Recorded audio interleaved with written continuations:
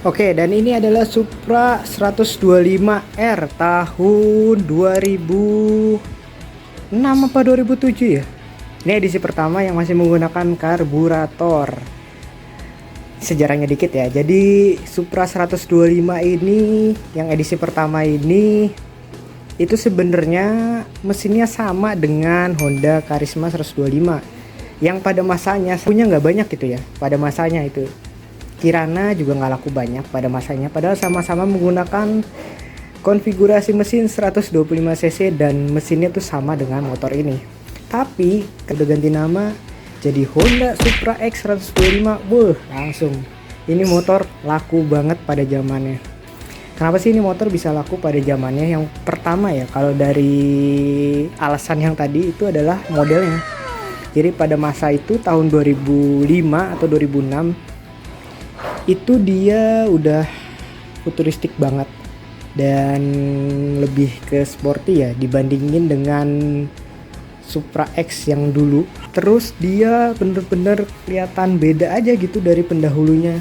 Ini udah pakai lampu sennya di bagian sayap, terus juga headlampnya kayak gini, udah pakai visor dari pabriknya, dan gak lupa ada pelek racing.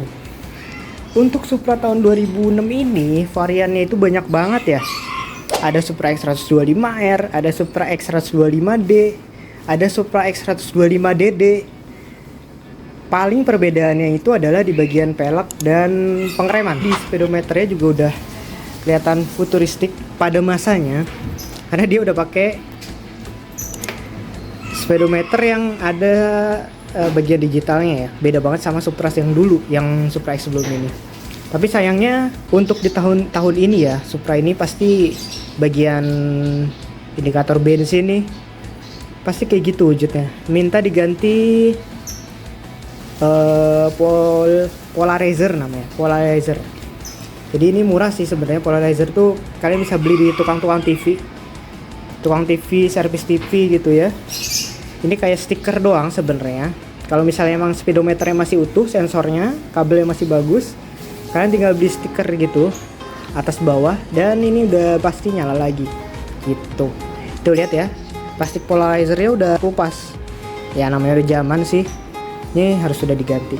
Untuk tombol-tombol di bagian batok ini ada dulu ya, ada switch lampu off, lampu senja, lampu on, ada electric starter, ada lampu dekat, lampu jauh, ada lampu sen, klakson, dan juga cuk. Motor ini juga bisa laku karena selain modelnya juga mesinnya itu nggak mengecewakan ya. Apalagi untuk daerah perkotaan ini enak banget. Karena yang dulu Supra X itu adalah cuma 100 cc, yang mana motor 100 cc itu cocoknya di perbukitan. Untuk torsi aja gitu yang diambil, bukan torsi kecilnya. Tapi untuk 125R ini karakternya beda gitu. Di bagian karburator ini dia ada salah satu teknologi ya yang canggih pada masanya, yaitu dia ada sensor TSS di sini. Kalau karbunya masih ori, pasti ada di sini namanya sensor TSS. Dua kabel ini nyambung ke area CDI, yang mana ketika RPM tertentu dia akan menggeser derajat pengapian, sehingga ketika di RPM atas motor performanya lebih baik. Ini mesin terkenal banget bandel dan juga irit. Untuk 125 cc dia itu bisa menempuh 1 liter banding 55 km. Irit banget dong untuk ukuran motor 125 cc. Karena mesinnya tadi bandel, udah bandel irit gitu, makanya orang-orang seneng nih sama motor ini. Sampai sekarang aja harga secondnya itu mahal banget, yang dimana motor tahun 2018 aja ya, kayak nih yang sebelumnya gue bahas yaitu Revo, itu aja cuma 5 jutaan. Terus selain tadi bagian mesinnya yang bandel dan juga bertenaga, ini motor tergolong nyaman ya. Oh iya, tadi gue lupa ngejelasin, Supra X 125 ini ada injeksi juga yang series ini, tapi gue nggak ngerekomendasiin yang model injeksi, bagusan yang karburator gitu. Terus kelemahannya motor ini adalah the one and only batok. Lihat, ini pakai tangan aja kayak gini, Lihat nih, pakai tangan ya. Gak kebayang ini kalau lagi jalan. Tuh, suara kayak gini guys. Kalau lagi jalan tuh. Kalau lagi jalan jelek, parah dah pokoknya bagian batok nih. Mau kalian ganti 100 kali, 200 kali, ini batok tetap geter. Gua nggak tahu kenapa ya. Batoknya kenapa geter, nggak kayak Yamaha atau Suzuki. Kalau bikin motor bodinya bagus, tapi kalau Honda ini batok aja nggak selesai nih dari generasi pertama sampai 125 sampai sekarang masih getar batok. Itu adalah PR besar Honda ya. Untuk di sebelah kiri ya standar motor zaman dulu. Oh ya, nih yang bikin sporty ya. Selain peleknya itu adalah bagian ini undercoil. Asik. Ini pada zamannya tuh kayaknya motor tahun segitu 125 cc pasti pada pakai undercoil. Karisma, Supra, Shogun itu pasti pakai undercoil gitu biar kayak motor-motor gede. Bagasinya ya standar lah motor bebek. Pada masanya ini emang gede, lega. Tapi sayang belum masuk helm ya. Dan untuk kapasitas tangki sekitar 4,5 liter. Terus kita cek sound dulu ya. Ini suaranya khas banget. Supra 125 tuh.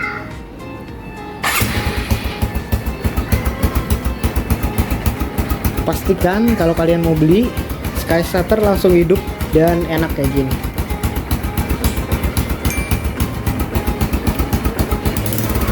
Nah, sangat amat responsif guys. Ini kayaknya knalpotnya bocor deh. Tapi untuk suara mesin ya masih tergolong halus, nggak ada bunyi-bunyi aneh ya. Untuk koplingnya masih halus. Nah, lihat nih kelemahan Supra ya. Yang satu-satu bisa gue bilang kelemahan satu-satunya buat Supra ya adalah bodinya yang kualitasnya jelek gitu ya. Apalagi udah umur puluhan tahun, belasan tahun, lihat tuh. Nih, kelemahan Supra tuh ini yang kayak gini-gini bodinya tuh, lihat. Keplek. Segini kondisi diem, motor nggak jalan. Getarannya.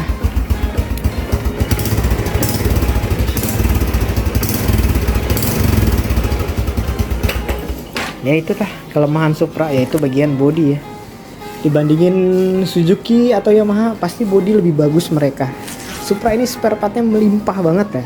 Kenapa sampai sekarang masih banyak yang suka dan motor ini mahal gitu adalah karena spare partnya juga gampang gitu dicari. Mulai dari yang ori, Astra Honda Motor AHM, Federal, Aspira, NPP, KNZ, Chung. Terus apalagi, pokoknya spare part yang Fukuyama, yang aneh-aneh lah tuh mereknya itu pasti ada gitu. Mulai dari yang kayak contoh nih ya, kampas kopling yang ori misalnya 2,5, Daytona ada juga 100.000. Terus misal yang lebih murah lagi KNZ 20.000 juga ada kampas kopling. Jadi ini motor fleksibel banget untuk bagian spare part ya. Kalian bisa pilih dari yang ori sampai yang sangat amat murah cuma 20.000 kampas kopling, bayangin deh. Terus yang jadi kelemahan selain tadi bodinya yang gampang geter ya, untuk kenyamanan ini motor nyaman aja gitu tapi nggak nyaman banget. Kalau dibandingin sama kompetitornya lebih nyaman motor kompetitor lainnya. Untuk pelek ukuran ring 17, lebar 160, bagian depan 140, ring 17. Udah pakai racing dan motor ini sensor speedometernya nggak ada di sini, tapi ada di sini speedometernya. Jadi kurang akurat ya, tapi lebih awet gitu. Dan motor ini salah satunya kelemahannya juga itu biasanya di bagian ini ya, gear atau rantai cepet banget bunyi gitu. Tapi kalian ganti dengan aftermarket yang bagusan kayak Triple S ataupun gear-gear yang mahal ya, Sinop gitu, itu pasti hilang semua suaranya. Ya Aspira juga hilang sih, ini kayak ini pakai gear Aspira. Terus apalagi ya, motor tahun segini yang perlu dicek itu yang pertama-tama adalah body sebenarnya juga bisa dibilang fleksibel ya. Kalian punya banyak pilihan, mulai dari yang ori tapi bekas, atau mau di repaint, atau merek Win, Narita, dan segala macamnya yang aneh-aneh itu ada gitu, murah-murah banget. Dan ini salah satunya adalah sayapnya nih yang udah diganti pakai KW ya. Harganya sayapnya aja sekitar 400 ya, sayap dalam, sayap luar sekitar 400.000 belum sama reflektor. Biasanya full body itu cuma 700 ribuan ya kalau misalnya yang merek lokal. Tapi ya kalau merek lokal catnya biasanya nggak tahan biasanya. Tapi ini udah agak lama, lumayan awet sih nih bagian bodinya dan lumayan bagus. Ini linknya nanti taruh deskripsi. Terus yang kedua adalah mesin ya. Untuk mesin kalian perhatikan mulai dari suaranya dan kelengkapannya. Kayak contoh electric starter harus pasti udah hidup ya. Karena pastikan juga untuk karbunya pakai karbu ori ya. Kalau karbunya udah KW, selain merek NPP itu kurang recommended ya. Banyak lah di Shopee ada karbu KW itu nggak enak gitu. Terus karbu harus ori sama bagian kopling ya. Wajar sih untuk umur motor belasan puluhan tahun nih, kopling harus diperhatikan juga. Cara ngeceknya gampang. Kalau kalian jalan oper dari gigi 1 ke gigi 2 tuh udah mulai dedet. Ya itu berarti kampas gandanya udah harus diganti, kampas ganda dan kampas kopling. Atau caranya lebih gampang lagi, misalnya kita nyalain. Nah, ada bagian sini tuh suara cetek gitu. Nah, itu berarti kalau ini nggak ada suara cetek gitu. Nah itu berarti kampas gandanya harus diganti. Tapi kalau selama di bagian bak kanan ini nggak ada suara aneh-aneh ya, nggak ada suara cetek gitu, dan dipakai nggak endut-endutan ketika RPM bawah atau ngoper, berarti koplingnya masih enak ya. Kopling itu sebenarnya murah kampasnya. Kalau kampas koplingnya itu kalau bisa ori ya mahal sih, 2,5 ya. Tapi kalau yang Daytona cuma 100 ribuan di Shopee. Terus kampas gandanya juga di Shopee ada tuh yang seset tuh cuma 75 ribu sama mangkoknya. Tulisannya sih Honda, cuma gua nggak recommended kayaknya. Mendingan kalian beli merek apa ya, merek ini nih, ntar gue masukin, katanya bagus gitu, KW tapi dia lebih tebel, jadi gak usah ganti mangkoknya. Oke, bagian kopling harus pasti, karbu kopling udah. Terus jangan lupa dicek juga bagian-bagian motor tua tuh biasanya baut-bautnya itu udah pada slack. Tahun-tahun segini biasanya bautnya udah pada slack. Pastiin ini baut semuanya kenceng ya. Kalian waktu misalnya kalau ngecek tuh gampang, tinggal cek aja bagian-bagian baut ini apakah masih kenceng atau enggak. Jangan sampai baut-bautnya udah pada slack. Dan selain bautnya slack, jangan lupa dicek juga bagian-bagian crankcase nih. Lihat ada tempelan-tempelan lem nggak? Kalau ada tempelan-tempelan lem berarti motor udah pernah ada insiden, entah ada yang belah atau apa. Jadi jangan sampai nih bagian-bagian sambungan ini ada bagian lem. Lemnya tuh bener-bener lem ya, kata bukan lem packing. Kalau lem packing oke lah, tapi kalau misalnya lem kayak lem Aibon atau lem apa itu harus perhatikan banget, jangan sampai ada kayak gitu terbaut. Terus jangan sampai ini juga klep-klep ini rembes ya, karena kalau misalnya ini udah kelihatan rembes atau apa selain packingnya, ini mungkin harus diperhatikan lagi juga kondisi mesinnya ya, apakah masih bagus atau enggak. Ini nggak boleh sampai ada yang berisik di bagian head, ketang dan segala macem, perhatiin juga. Nah biasanya kalau bagian kiri ini yang berisik ini biasanya ketang, tensioner dan kawan-kawan. Kalian bisa cek dulu harga spare partnya kalau misalnya tetap pengen ngambil motornya. Terus murah sih ya, kalau misalnya ori balik lagi mahal. Kalau kayak lidah tensioner di dalam nih, lidahnya yang bagian lidah, biasanya itu kan kalau misalnya tonjokannya itu dia udah nggak main ya, bagian tensioner itu biasanya patah tuh karena dia nggak main. Nah karena si lidahnya itu harga orinya 180 ribu cuma plastik gitu doang, 180 ribu yang ori ya. Tapi kalau misalnya kalian mau ganti KW ya banyak, 18 ribu juga ada, 20 ribu juga ada. Itu bagian mesin. Terus bagian rangka jangan lupa dicek. Motor tahun 2006 udah lumayan tua, jadi jangan lupa cek bagian rangka, jangan sampai ada yang kropos atau karat. Walaupun memang motor tahun segini ya, kalau untuk ada karat 1-2 masih wajar, cuma pastikan jangan ada ding kropos karena ngelas rangka itu mahal, 1 jutaan. Terus sok murah, ini nggak perlu perhatiin. Second juga banyak, rantai second juga banyak. Pelek harus diperhatiin sama ban karena lumayan ya, ban depan belakang di atas 300. Pelek kalau misalnya mau ori kayak gini lagi barunya itu nggak tahu harga berapa, tapi kalau second sekitar 500. Kita ceknya ya oblak-oblakin aja. Terus untuk pengereman ya gak usah dicek, tapi untuk pengereman depan ini seset nih, kalau bisa pastikan enak ya. Soalnya rem depan ini lagi-lagi kecil-kecil gitu mahal, kayak Master. Pokoknya seset ini mahal. Bisa sih ganti di Shopee yang murah-murah, cuma ya pasti nggak enak gitu. Kenapa sih kalau rem itu nggak boleh yang KW atau apa? Karena ya satu-satunya fitur keselamatan di motor adalah rem, nggak ada lagi.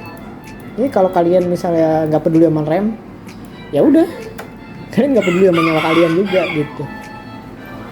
Dan juga jangan lupa ini kaliper atau kepala babi. Kelihatan ya kaliper yang ori sama yang KW jelas banget kelihatan dari size. Biasanya kalau yang KW itu cuma kecil banget, setengahnya dari ini. Tapi kalau yang ori itu lebih besar segede gini. Jadi enaknya kaliper itu masih ori, karena kalau kaliper KW itu nggak enak, pasti nggak enak. Kalau mau ganti ya sekalian yang ori, Brembo gitu boleh.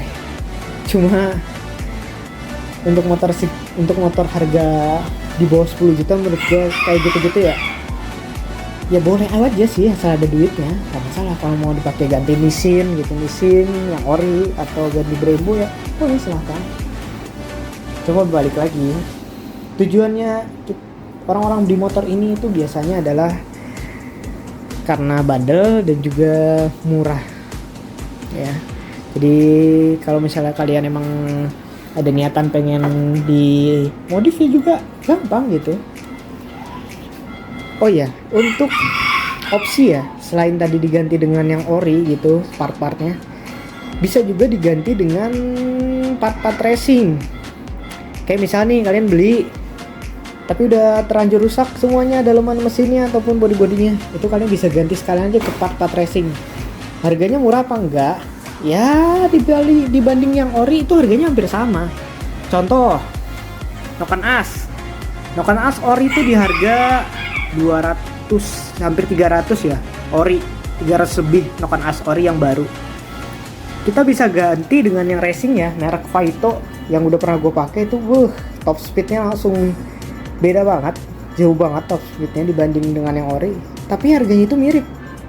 Yang racing juga nggak kalah awet dengan yang ori gitu. Selain ganti part-part racing sekalian gitu, mungkin yang harus dipertimbangin lagi ya itu pajak ya. Sepele tapi lumayan gitu. Kalau misalnya setahu gue nih pajak emang murah, per tahunnya sekitar nggak nyampe 200. Cuma kan misalnya mati lama, misalnya kalian beli nih terus mati lama ya sayang lah kalau pajaknya nggak hidup gitu. Karena kalau misalnya pajaknya hidup nih enak gitu, kita pakai warabiri nggak was-was untuk ditilang gitu. Ya minimal plat hidup lah gitu, walaupun pajak mati minimal plat hidup. Bodi juga bisa diganti sama punya Thailand bagian. Misalnya kalian ngerasa ini lampu nih kok kayak gede banget gitu ya, kayak aneh. Kalau gue sih ngerasa kayak gitu, jadi gue saranin ganti yang model Thailand ya, yang modelnya kayak gini tapi dibelah dua gitu lampunya, itu lebih keren. Terus spion ganti grand, ini karena pakai spion vario lama, ini kurang pakai spion grand. Ya udah kayak gitu juga udah nambah banget tampilan sih. Ganti headlamp jadi model 2 Thailand, ini ganti spion grand, udah lumayan beda gitu tampilannya. Kalau untuk tampilan kaki-kaki juga bisa dibikin racing sekalian, bisa gitu ya.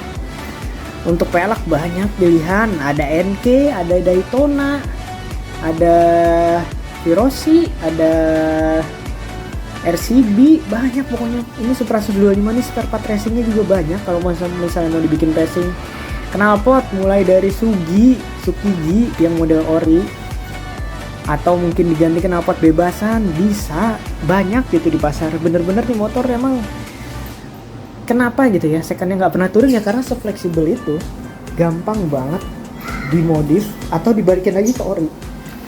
Arm juga ada yang model long arm, yang Bipro juga ada, yang Super Track juga ada.